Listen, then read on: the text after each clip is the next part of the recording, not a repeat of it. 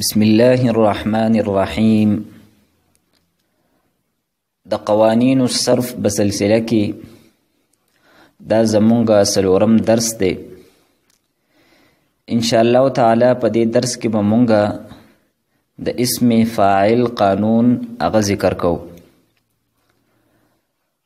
د قانون د ذکر کولو نه مخکې تاسو ځان په دې خبره باندې پوهه کړئ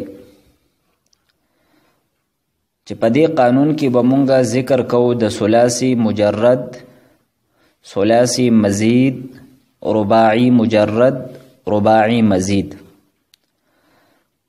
نو په دې باندې ځان پوهه کول ضروری دی چې ثلاثي مجرد څه ته وایي، ثلاثي مزید څه ته وایي، رباعي مجرد څه ته وایي او رباعي مزید څه ته وایي.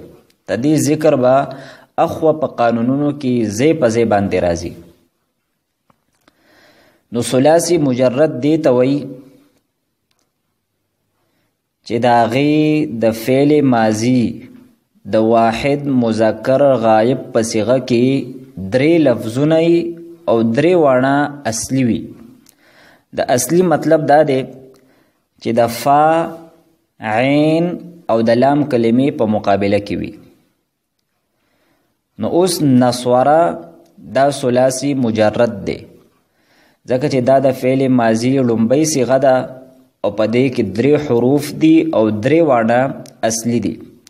یا داسې سمعه، نو سمعه هم ثلاثي مجرد دی ځکه چې د دې د فعل ماضي لومبۍ صیغه ده او په دې کې درې حروف دي او دا درې واړه د اصلي دي، یعنی د فا، عین او د لام کلمې په مقابله کې. نو مونږ په دې کې دا قید ولګاو چې د واحد مذکر غایب په صیغه کې درې حروف وي ځکه چې د دغه نصوره نه مونږ گردان وایو او د جمع مذکر حاضر صیغه مونږ وایو، نو نصورتم وایو مونږ. نو په دې کې خو درې حروف اصلي دي، نون، صاد، را او اخوا دا تا او میم دا د فا، عین، لام په مقابله کې نه دي بلکې دا د ضمیر علامت دی او ضمیر دی. نو په دې باندې اوس دا اعتراض څوک نشي کولی چې تاسو خدا وایي چې ثلاثي مجرد به هغې ته وایي چې د هغې کې درې حروف او درې واړه اصلي. نو په نصورتم کې خو حروف د دریو نه سوا دي، نو دا خو بیا ثلاثي مجرد نشو بلکې ثلاثي مزید فيه شو. نو ته دې آسان جواب دا دی چې مونږ پکې دا قید لګولی دی چې د فعل ماضي د لومبۍ صیغې اعتبار دی.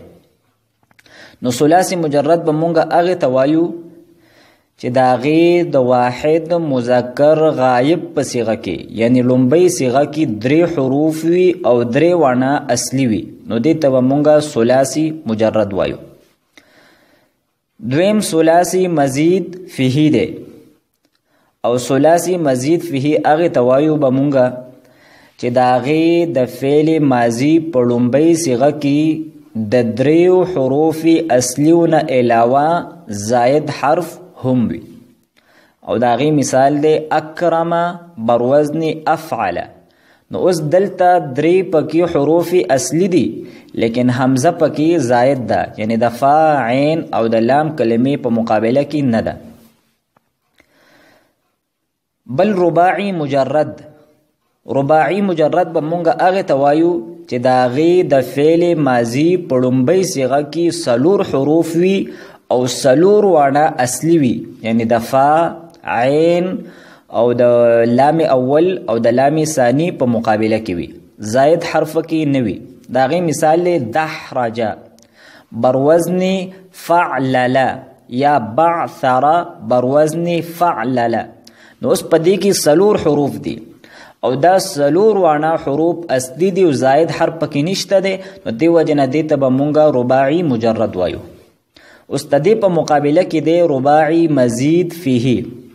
د هغې تعریف هم آسان دی چې د هغې د فعل ماضي په لومبۍ صیغه کې د څلورو حروف اصلیو نه علاوه زاید حروف وي، خوا که یو حرف وي او که دوه حرفه وي، لکه تسربله بروزن تفعلل. نو دلته څلور خو پکې حروف اصلي دي لیکن دا تا دا پکې زائد ده. اوس مونږ راځو د اسم فاعل قانون لا.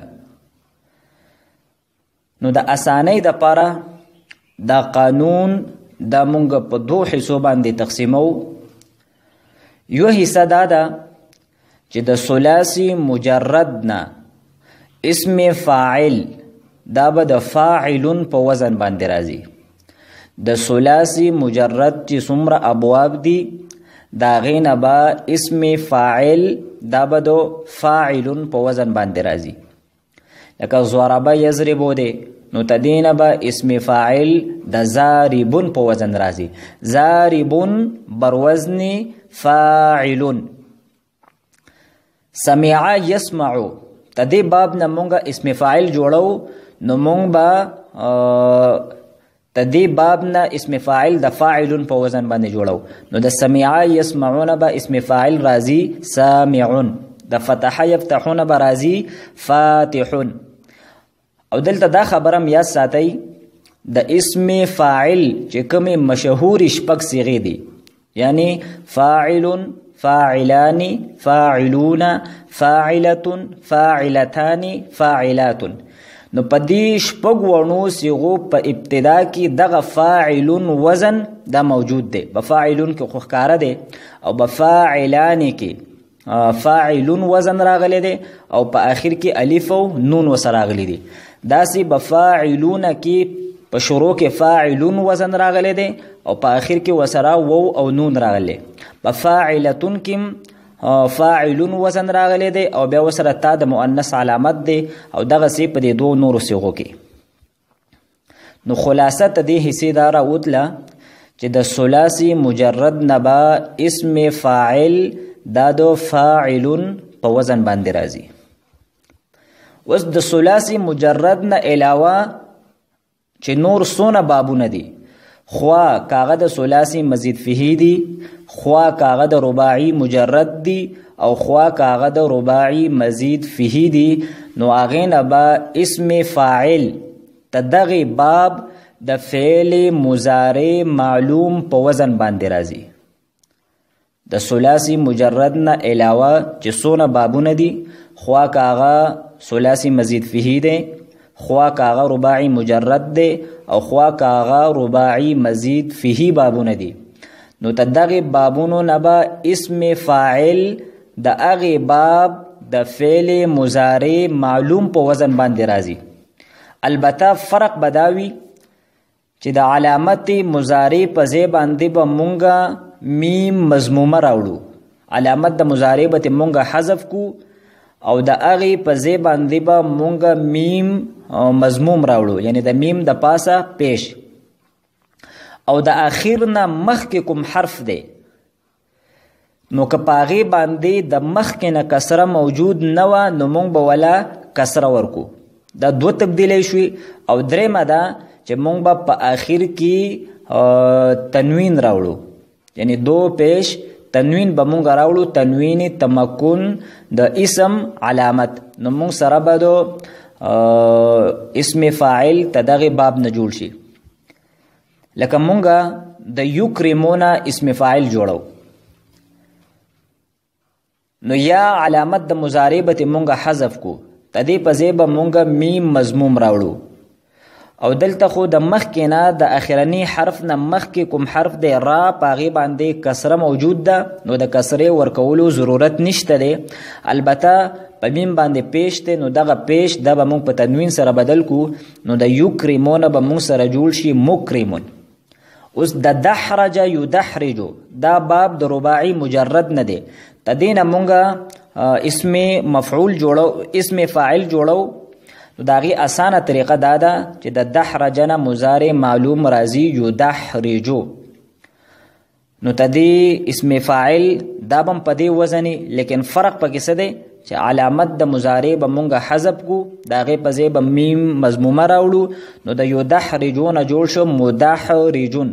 او دی مثال کې هم د اخر نه په مخ کې حرف باندې کسره موجود ده لہذا د کسره ورکولو ضرورت نشته. البته په جیم باندې ضمه ده نو دغه ضمه د مونږ په تنوین سره بدل کو نو د یدحرجون مونږ سره جوړ شو مدحرجون. یو دریم مثال مونږ ذکر کو د تسربل نه مونږ اسم فاعل جوړو او دا باب رباعی مزید فيه دی او مونږ د قانون په دویمه حصہ کې دا ویلو چې د دې بابونو نه به اسم فاعل د فعل مضارع معلوم په وزن باندې راځي نو د تسربل نه مضارع راځي یتسربلو تسربل یتسربلو علامت د مضارع ته مونږ لري کړه د هغې په ځای مونږ میم مضمومه ولګوله نو متسربلون ته جوړ شو او مونږ پکې دویمه خبره بیا دا کړې وه چې د اخر نه مخکې حرف باندې که زیر نو نو مونږ به وله زیر ورکو نو دغه او دلته زیر نشته دی لہذا دغه فتحه دا مونږ په کسرې سره بدل کړه او په آخر کې نون تنوین د اسم کم علامت دی هغه راوړ نو د یتسربلون مونږ سره جوړ شو متسربلون نو دا د اسم فاعل قانون شو حاصل دا راوت چې د ثلاثي مجرد د ابوابو نه به اسم فاعل دا د فاعلون په وزن راځي او د ثلاثي مجرد نه علاوه چې نور کومه بابونه دي نو د هغې بابونو نه به اسم فاعل د فعل مضارع معلوم په وزن باندې راځي البته فرق بدای چې موږ به د علامت مضارع په ځای باندې میم مضمومه ولګو او د اخر نه مخکې حرف له به مونږ کسره ورکو که د مخکې نه پې کسره موجود نه وه او په اخر کې به مونږ تنوین تمکن د اسم علامت هغه به راوړو نو مونږ سره به اسم فاعل هغه جوړ شي. واخر دعوانا ان الحمد لله رب العالمين.